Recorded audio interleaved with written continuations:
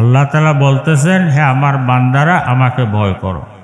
আল্লাহ তাআলার ভয় এটা বহু দামি জিনিস। আল্লাহ তাআলার ভয় যখন মানুষের দিলের মধ্যে বসে যায়, ওই সময় মানুষ বাস্তব মানুষে পরিণত হয়। যখন আল্লাহর ভয় সেটা বসে যায়, এই দুনিয়ার টাকা পয়সা, ধন দৌলত, দুনিয়ার ক্ষমতা, মেম্বারগিরি, চেয়ারম্যানগিরি, এমপিগিরি, মন্ত্রীগিরি, এগুলো আর ওনাদের সামনে এক জর্রা বরাবর দাম থাকে না। যেমন হযরত ইব্রাহিম আদহাম রহমতুল্লাহ আলাই, হযরত ইব্রাহিম আদহাম রহমতুল্লাহ আলাই বলক শহরের বাদশা ছিলেন, খুব প্রভাবশালী বাদশা ছিলেন। যেমন বর্তমানে সারা ওয়ার্ল্ডের মধ্যে আমেরিকা সুপার পাওয়ার বাদশা, ওই যুগের জন্য হযরত ইব্রাহিম আদহাম রহমতুল্লাহ আলাই সুপার পাওয়ার বাদশা ছিলেন। পাশের রাষ্ট্রগুলি ওনাকে কর দিত। লম্বা ঘটনা আমি বাঁচে করে বলতেছি, একদিন ওনার দিলের মধ্যে আল্লাহর ভয় সেটা বসে গেল।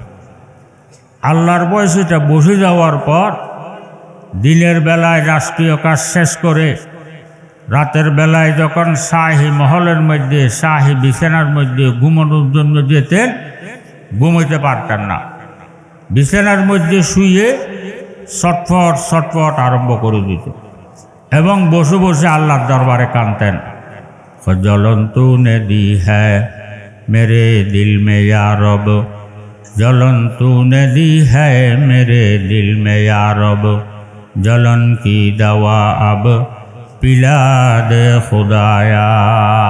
বসে বসে কাঁদতেন, হরে আল্লাহ, আমার কলবের মধ্যে আপনার জন্য জ্বলনি দিয়েছেন, আপনার মহব্বত দিয়েছেন, এগুলো দিয়ে আপনি কোথায় লুকাইয়া আছেন, একটু ধরা দাও না।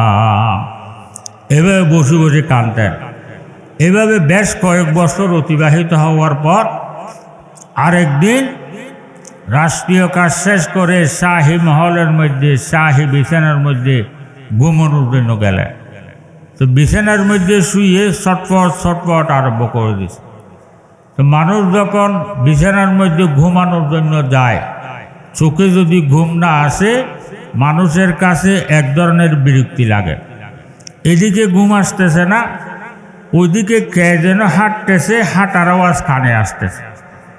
যখন হাঁটার আওয়াজ কানে আসলেন, বাচ্চা পেরেশান হয়ে গেল।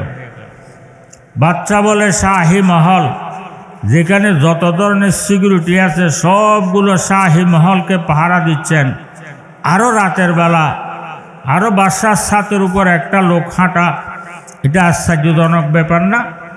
তো পেরেশান হয়ে ঘর থেকে বের হইলেন। বের হয়ে দেখে ছাতের উপর সত্য সত্য একটা লোক হাঁটতেছে। লোকটাকে দেখার পর বাদশা রাগান্বিত হয়ে গেল। ডাক দিলেন, হে তুমি কে? তো ওই লোকটা বলে, বাদশা সাহেব, আমি একজন গাইয়া লোক। তো তুমি এখানে কি জন্য এসেছ? বাদশা সাহেব, আমার একটা উট হেরে গেছে, ওটটা তালাশ করার জন্য এসেছে। এর উত্তর শুনে বাদশা আরো নারাজ হয়ে গেল। বাদশা বলে, তোমরা গাইয়াদেরকে মানুষ, গাইয়া বলে তো এমনি না। তোমার ওট হেরে গেছে, তুমি জঙ্গলে যাই তালাশ করো, পাহাড়ে গিয়ে তালাশ করো, বিলের মধ্যে গিয়ে তালাশ করো। তোমার ওট তালাশ করার জায়গা বাদশার ছাদ দি, যেখানে দিনের বেলায় লোক উঠতে পিছলাকায় পড়ে যায়, সঙ্গমরমর ফাত্তরের সিঁড়ি, আর তুমি তোমার ওট তালাশ করার জন্য আসছো যে আমার ছাদের উপর। জোর বকা দিলেন। বকা দেওয়ার পর ওই লোকটা বলে, বাদশা সাহেব, যেভাবে শাহী মহলের ছাদের উপর ওট তালাশ করলে ওট পাওয়া যায় না, ওইভাবে শাহী বিছানার মধ্যে শুয়ে শুয়ে, আরামের বিছানার মধ্যে শুয়ে শুয়ে আল্লাহকে তালাশ করলে আল্লাহকেও পাওয়া যায় না।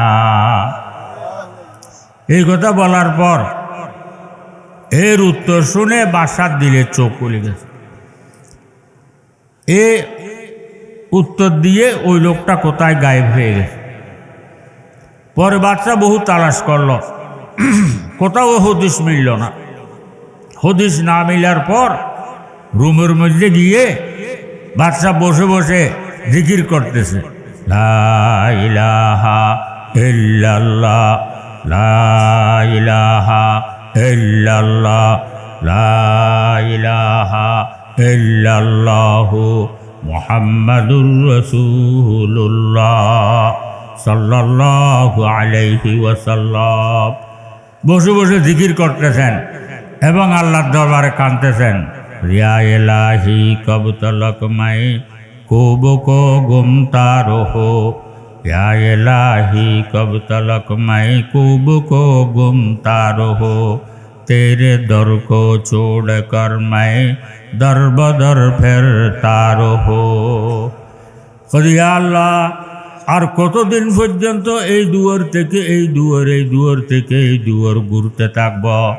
ইয়া আল্লাহ, আপনি কোথায় লুকাইয়া আছেন একটু ধরা দাও না। এভাবে বসে বসে কাঁদতেছে। কাঁদতে কাঁদতে মুয়াজ্জিন ফজরের আজান দিচ্ছে।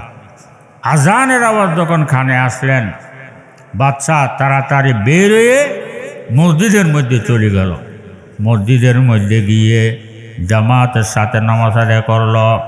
জামাতের সাথে নামাজ আদায় করে কেহ না দেখে মতো, না বুঝে মতো চুপে চুপে শাহী মহল থেকে বের হয়ে ঘোর জঙ্গলের দিকে রওনা হয়ে গেল। কিতাবের মধ্যে লিখতেছেন, নূরুন তাতাজাল্লা লিইবনে আদহামা বাগতাতান ফাআনজালাহু তাহতা সরিউ হায়রানা।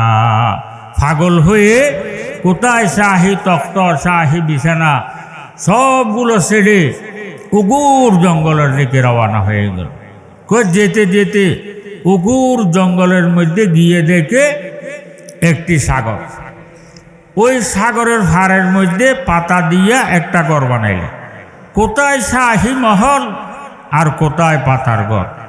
শাহী মহলের দাম যদি ওনাদের দিলের মধ্যে এক দরা বরাবর থাকতো, তাহলে পাতার ঘরে থাকার কোনোদিন কল্পনা করতে পারতো? কোথায় শাহী মহল আর কোথায় পাতার ঘর, কোথায় শাহী বিছানা, যেই বিছানার মধ্যে আরামের কোনো জিনিসের অভাব নাই, আর কোথায় মাটির বিছানা, পাতার ঘর, মাটির বিছানার মধ্যে বসে বসে আল্লাহর জিকির করতেছে। লা ইলাহা ইল্লাল্লাহ লা ইলাহা ইল্লাল্লাহ লা ইলাহা ইল্লাল্লাহু মুহাম্মাদুর রাসূলুল্লাহ সাল্লাল্লাহু আলাইহি ওয়াসাল্লাম। তো বসে বসে আল্লাহর জিকির করতেছে। এইভাবে 1-2 বছর অতিবাহিত হওয়ার পর উজির নাজিরদের দিলের মধ্যে বাদশার মোহাব্বত ফেটে উঠল। প্রাইম মিনিস্টার একদিন সমস্ত উজিরদেরকে নিয়ে মিটিং ডাকলেন। মিটিং ডেকে বলতেছেন, আমাদের বাদশার এত এহসান আমাদের উপর, আমাদের বাদশাহ আমাদেরকে এত মোহাব্বত করতেন, আমাদের বাদশাটা কোথায় গায়েব হয়ে গেছে, কোথায় হেরে গেছে, একটু তালাশ করিও তো দেখলাম না। তো প্রোগ্রাম বানিয়ে বাদশাকে তালাশ করার জন্য বের হইল। এক থানা থেকে অন্য থানা, এক জেলা থেকে অন্য জেলা, এভাবে তালাশ করতে করতে দেখে উগুর জঙ্গলের মধ্যে একটি সাগর। ওই সাগরের ফাড়ের মধ্যে পাতার ঘর, মাটির বিছানার মধ্যে বসে বসে নিজের ফাড়া কাপড়গুলো সুঁচ দিয়ে নিজ হাতে সেলাই করতেছেন এবং মুখে আল্লাহর সাথে কথা বলতেছেন। আল্লাহু আল্লাহ, আল্লাহু আল্লাহ, আল্লাহু আল্লাহ, আল্লাহু আল্লাহ, মুখে আল্লাহর সাথে কথা বলতেছেন। যখন এই অবস্থার মধ্যে উজির নাজিররা দেখলেন, বাদশাকে সালাম দিলেন। বাদশাহ সালামের উত্তর দিলেন। এরপর প্রাইম মিনিস্টার বলে, বাদশাহ সাহেব, আমরা মনে করতাম বলক শহরের মধ্যে আপনার থেকে জ্ঞানী, আপনার থেকে বুদ্ধিমান আর কেহ নাই। এখন দেখি আপনার থেকে বেকুফ আর কেহ নাই। তো হযরত ইব্রাহিম আদহাম রহমতুল্লাহ আলাই বলেন, বলক শহরের মধ্যে সবচাইতে বড় বেকুফ কেন আমি? তো প্রাইম মিনিস্টার বলে, বাদশাহ সাহেব, আপনি যখন বলক শহরের মধ্যে থাকতেন শাহী প্রাসাদের মধ্যে থাকতেন, যত ধরনের সিকিউরিটি আছে সবগুলো আপনাকে পাহারা দিত। শাহী বিছানার মধ্যে আরাম করতেন, যেই বিছানার মধ্যে আরামের কোনো জিনিসের অভাব নাই। আপনার এই কাপড় সিলাইকারী টেইলে ছিল কয়েকজন, ডুবি ছিল কয়েকজন, এভাবে আপনার খেদমতগার ছিল 100-200 জনের মতো। যে আপনার কাছে একটু জ্ঞান একটু বুদ্ধি যদি থাকতো, আল্লাহ তাআলার দেওয়া এতগুলো নিয়ামত ফেলে এই ওগর জঙ্গলের মধ্যে পাতার ঘর মাটির বিছানার মধ্যে বসে বসে নিজের ফাড়া কাপড়গুলো নিজ হাতে কখনো সেলাই করতেন না। এই কথা বলার পর বাদশা তাদের কথার কোনো উত্তর না দিয়ে ওই যে সুচটা দিয়ে উনি ফাড়া কাপড় সেলাই করতেছিল ওই সুচটা সাগরের মধ্যে নিক্ষেপ করল। সাগরের মধ্যে নিক্ষেপ করে সাগরের মাছদেরকে সম্বোধন করে বলতেছেন, হে সাগরের মাছেরা, আমি যেই সুচটা সাগরের মধ্যে নিক্ষেপ করেছি আমার সুচটা আমাকে তালাশ করে এনে দাও। থানভী রহমতুল্লাহ আলাই লিখেন, হযরত ইব্রাহিম আদহাম রহমতুল্লাহ আলাইয়ের জবান থেকে এই বাণী বের হওয়ার সাথে সাথে দেখে লক্ষ লক্ষ মাছ, প্রত্যেক মাছের মুখের মধ্যে একটি একটি স্বর্ণ সুচ নিয়ে হাজির। যখন লক্ষ লক্ষ মাছ, প্রত্যেক মাছের মুখে একটি একটি স্বর্ণ সুচ নিয়ে হাজির হলেন, হযরত ইব্রাহিম আদহাম রহমতুল্লাহ আলাই মাছদেরকে সম্বোধন করে বলেন, হে সাগরের মাছেরা, আমি তো তোমাদেরকে স্বর্ণের সূচের কথা বলি নাই, আমি তো বলছিলাম যে আমি যে লোহার সূচটা সাগরের মধ্যে নিক্ষেপ করেছি আমার লোহার সূচটা আমাকে তালাশ করে এনে দেওয়ার জন্য। এই কথা বলার সাথে সাথে দেখে ওই আরেকটি মাছ ওই লোহার সূচটা নিয়ে হাজির। যখন লোহার সূচটা নিয়ে হাজির হলেন, হযরত ইব্রাহিম আদহাম রহমতুল্লাহ আলাই উদিন নাজিরদেরকে সম্বোধন করে বলেন, হে আমার উদিন নাজিরেরা, আমি যখন বলক শহরের বাদশা ছিলাম সারা দেশের মানুষ আমাকে দিল থেকে মহাব্বত করতো না। কিছু মানুষ আমাকে দিল থেকে মহাব্বত করত, আর কিছু মানুষ মুখে মহাব্বত দেখাইতো কিন্তু দিল থেকে মহাব্বত করতো না। মুখে মহাব্বত দেখাইতো যে তাও আমার ক্ষমতার ভয়ে। যে এখন যখন আমি এই বলক শহরের বাদশাগিরিকে লাথি মারলাম, এই ফাড়া কাপড় সিলনের বাদশাগিরি গ্রহণ করলাম, এখন আমার হুকুমত আসমানের উপরও চলে, জমিনের উপরও চলে, বাতাসের উপরও চলে, সাগরের উপরও চলে, সাগরের ভিতরে মাছের উপরও চলে। এখন তোমরা বলো ওই বলক শহরের বাদশাগিরি ভালো না এই ফাড়া কাপড় সিলনের বাদশাগিরি ভালো?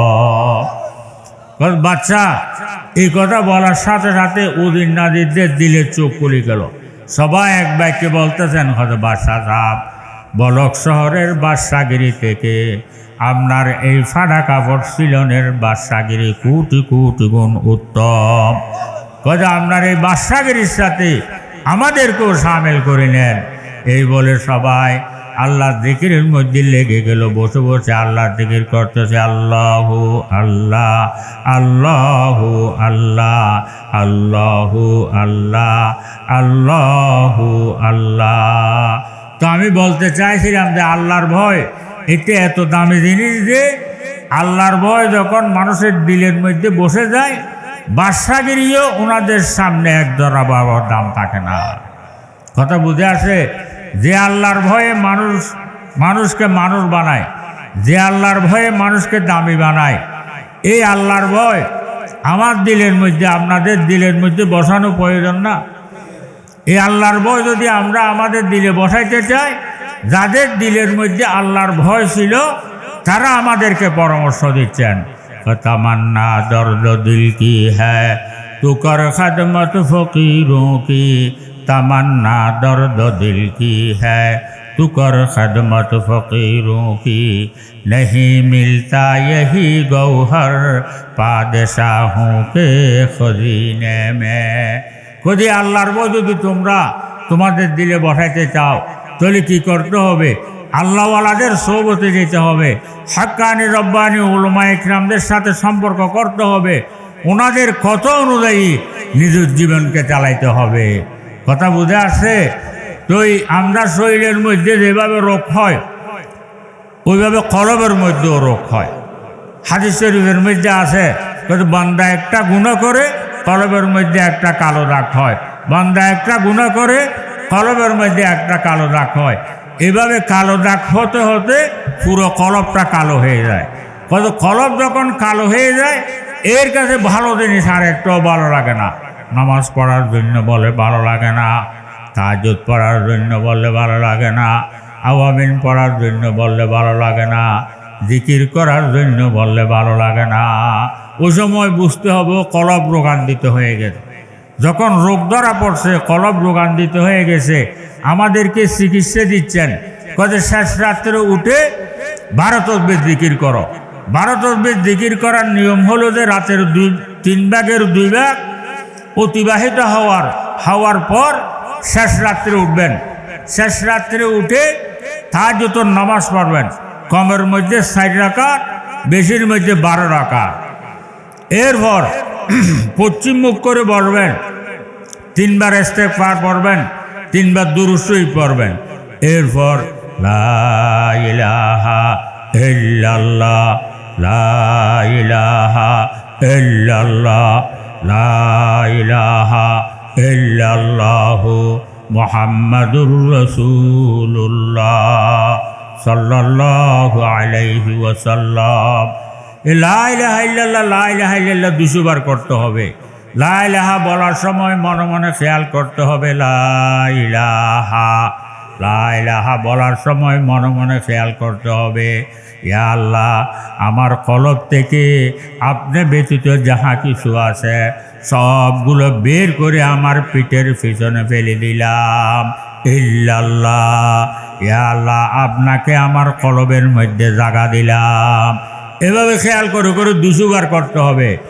এরপর ইল্লাল্লাহ, ইল্লাল্লাহ, ইল্লাল্লাহ, ইল্লাল্লাহ, ইল্লাল্লাহ, ইল্লাল্লাহ, ইল্লাল্লাহ, ইল্লাল্লাহ 400 বার।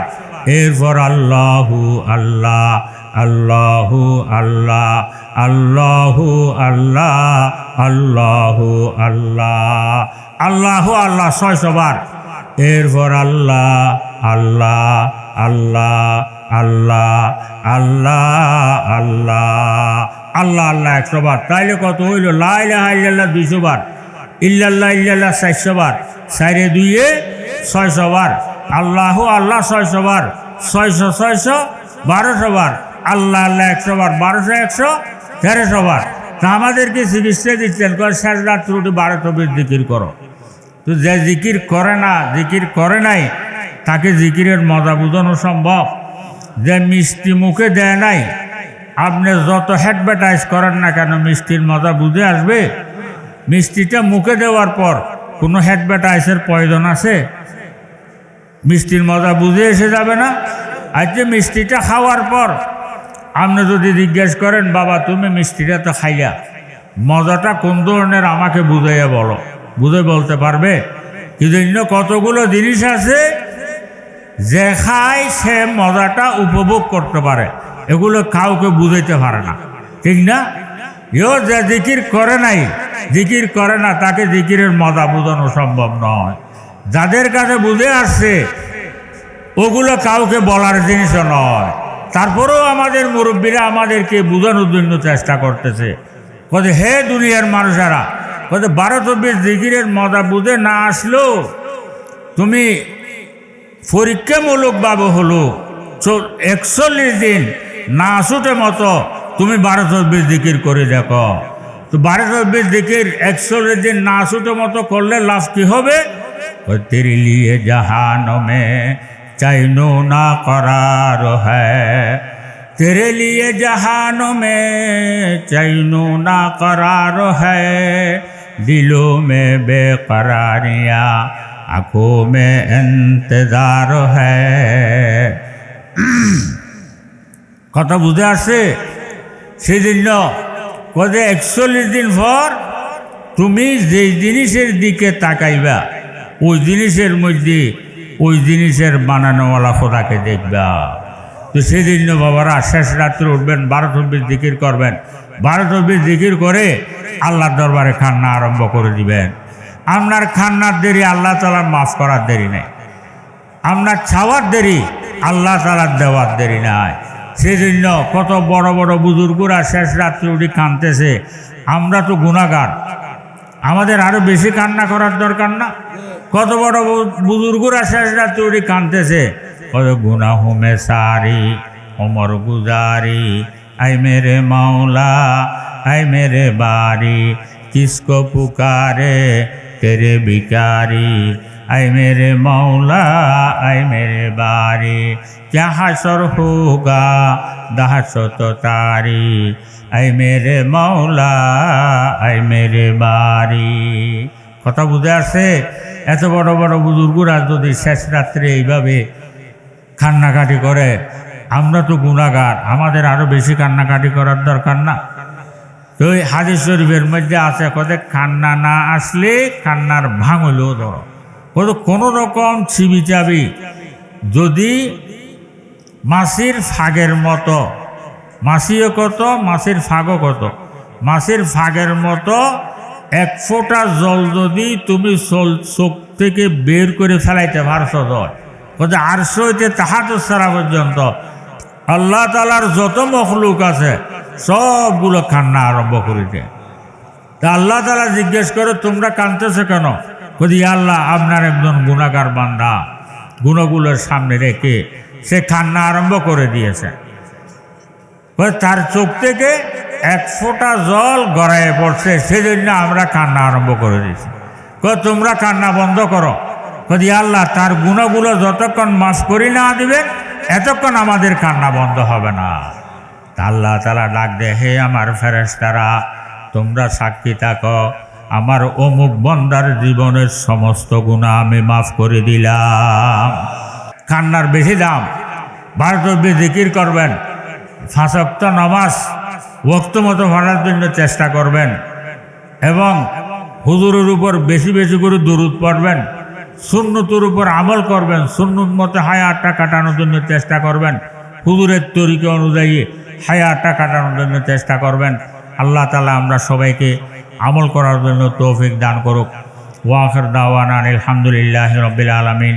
আরেকটা এলান শুনি, আগামী জানুয়ারি মাসের 16 তারিখ আমাদের নারপুর মাদ্রাসার বুখারী শরীফের খতমের দোয়ার মাহফিল, আপনারা সবাইকে দাওয়াত দেওয়া গেল। এখানে যারা অনুপস্থিত তাদেরকে আপনারা দাওয়াত দিবেন, দিয়ে সবাই আসার জন্য চেষ্টা করবেন। আল্লাহ তাআলা সবাইকে আমল করার জন্য তৌফিক দান করুন।